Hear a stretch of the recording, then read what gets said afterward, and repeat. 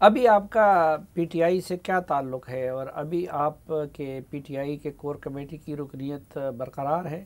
کچھ بھی نہیں، ہمیں کوئی اللہ ہی بہتر جانتا ہے، ہمیں کبھی اس کی تمنا بھی نہیں ہوئی تھی۔ نہیں، میں آپ کی بات نہیں کر رہا ہوں، آپ نے تو کبھی وہ نہیں کی، جس طرح انہوں نے خود آپ کو ممبر بنایا تھا تو آپ نے استعفیٰ تو نہیں دیا ہے، یا انہوں نے نکالا تو نہیں ہے آپ کو؟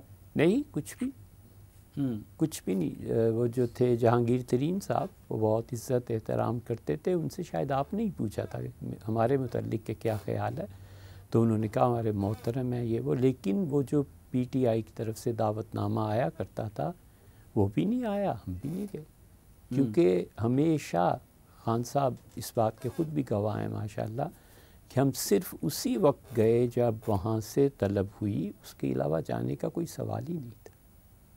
اچھا، تو آپ یعنی عموماً آپ جیسی شخصیات تو یا اپنی دینی جماعتیں بناتی ہیں، یا دینی جماعتوں سے وابستہ رہتے ہیں، یا دینی شخصیات سے، تو آپ نے عمران خان اور پی ٹی آئی کا انتخاب کیسے کیا؟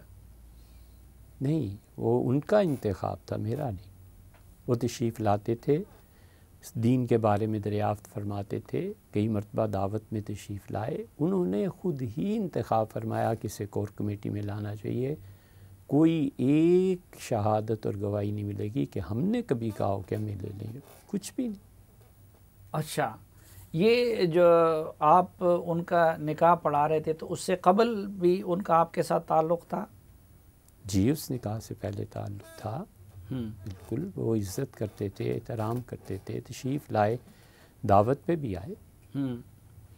اچھا، یہ بات اب آپ مائنڈ نہ کیجئے گا، میں خود بھی ذاتی حوالوں سے سوال کرنے کا قائل نہیں ہوں، یا اس میں کوریت کا قائل نہیں ہوں، لیکن ایک معاملہ اب سچ اور جھوٹ کا بن گیا ہے، اور ہمارے رپورٹر بڑے مایہ ناز رپورٹر ہیں عمر چیمہ، انہوں نے پہلے خبر دی تھی کہ بشریٰ بی بی کے ساتھ پہلے بھی ایک نکاح ہوا ہے، جس کی بشریٰ بی بی کے بیٹے نے بھی تردید کر دی۔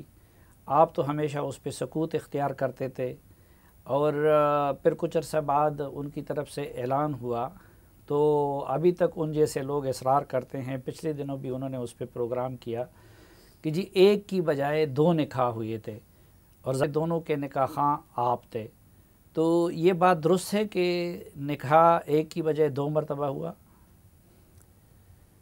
صافی صاحب، اس موضوع پہ بات کرنا ظاہر ہے کہ کوئی مناسب چیز نہیں ہے، اس لیے ہم ہمیشہ خاموش رہے، لیکن پہلے نکاح کے بعد بہت سے لوگوں نے مجھ سے یہ کہا کہ نکاح حقائق کی بنیاد پر نہیں ہوا، اور جو کچھ تمہیں بتایا گیا ہے ویسی صورتحال نہیں ہے۔ پھر جب بہت سے لوگوں سے یہ بات پہنچی تو ہم نے مفتی حضرات سے بھی مشورہ کیا کہ یہ پہلا نکاح فاسد قرار پائے گا، تو اب کیا ہونا چاہیے؟ تو انہوں نے بھی یہی کہا، اور شریعت کا جو حکم ہم نے اساتذہ سے پڑھا تھا اس سے یہی معلوم ہوا کہ کچھ مدت اور گزرے گی پھر نکاح دوبارہ پڑھایا جائے، تو ہم نے خاموشی سے دوبارہ نکاح پڑھا دیا۔ تو کیوں، یعنی پہلی نکاح کس بنیاد پہ فاسد قرار پائی تھی؟ کیونکہ بشریٰ بی بی تو خود بھی دینی حوالوں سے ایک نام رکھتی ہے، تو وہ تو دینی تعلیمات سے واقف ہوں گی۔ جی، جو بھی وہ واقف ہوں، لیکن جب پہنچے نکاح پڑھانے کے لیے پہلا لاہور میں، تو جو خواتین وہاں تھیں ان سے دریافت کر لیا کہ انہیں طلاق ہو گئی ہے اور باقی چیزیں پوری ہیں، تاکہ حالانکہ پوچھتے نہیں ہیں، 20 نکاح ملک میں ہزاروں روز ہوتے ہیں، کوئی کبھی نہیں پوچھا کرتا، اور نہ خواتین کے معاملے میں اس طرح کی باتوں کو دریافت کرنا چاہیے۔ مگر احتیاطاً پوچھا تو ان کے ہمراہ جو ان کی سہیلیاں تھیں انہوں نے کہا ہر طرح سے ٹھیک ہے اور آپ نکاح پڑھا دیں۔ انہوں نے آپ کو یہ بتایا کہ پہلے طلاق ہو چکی ہے، جی، اور عدت کی مدت بھی پوری ہو چکی ہے؟ جی ہاں، انہوں نے یہ کہا ہم نے نکاح پڑھا دیا، اس لیے کہ اس کے علاوہ کیا چیز ہے کہ جو ان کی سہیلیاں یا گھر والے ہیں ان پہ اعتبار کیا جائے۔ یہ میرے سامنے ایک تحریر ہے، نیچے آپ کا دستخط اور انگوٹھا بھی ہے، یہ آپ کی ہے؟ یہی چیز ہے۔ ہاں، آپ ذرا پڑھ کے سنا دیجئے اگر خود، کیونکہ یہ مسائل ہم جیسے عامی لوگوں کے۔ میں اس بات کی تصدیق کرتا ہوں کہ میں نے مورخہ 1 جنوری 2018 کو لاہور کے علاقہ ڈیفنس میں 2 گواہان کی موجودگی میں محترم جناب اون چودھری صاحب اور سید زلفی بخاری صاحب کی موجودگی میں جناب عمران احمد خان صاحب نیازی ولد اکرام اللہ خان صاحب نیازی کا نکاح محترمہ بشرا بی بی سے کر دیا تھا۔ میں نے پہلا نکاح منعقد کرنے سے پہلے جنابہ بشرا بی بی صاحبہ کے ہمراہ کی خواتین سے دریافت کر لیا تھا کہ شرعی طور پر نکاح کے قابل ہیں، تو اس کا جواب اس بات کی صورت میں ملنے کے بعد میں نے نکاح پڑھا دیا۔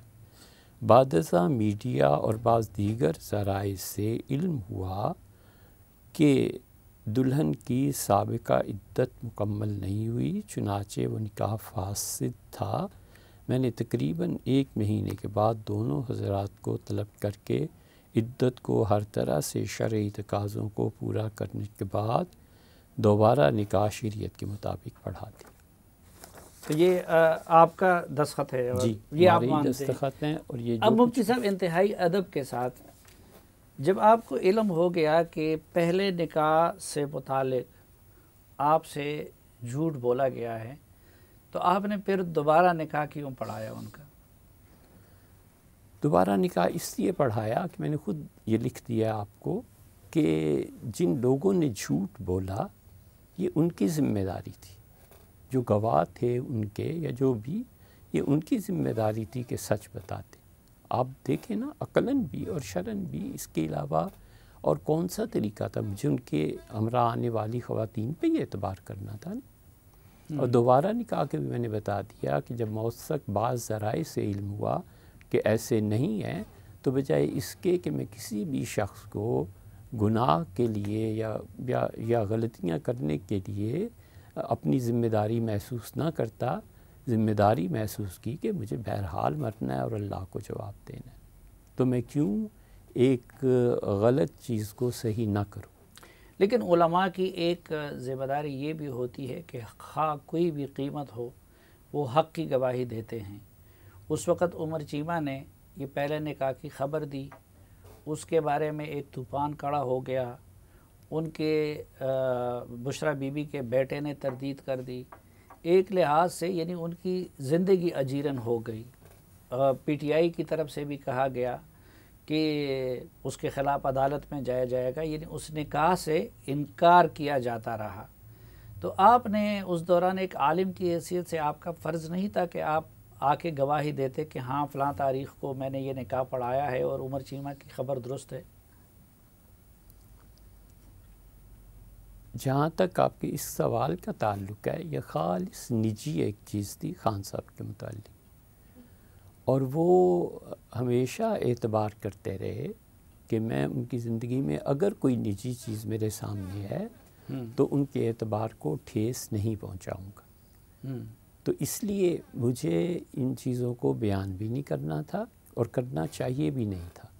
اگر کوئی غلطی ایسی چیز ہو گئی ہے تو جہاں تک ہم ہو سکے، بجائے اس کے کہ میڈیا میں کسی چیز کو تماشا بنا دیا جائے، کیوں نہ ہم خاموشی سے اصلاح کر لیں۔ لیکن نکاح کے بارے میں شرعی حکم یہ نہیں ہے کہ یہ کھلے عام ہونا چاہیے؟ اور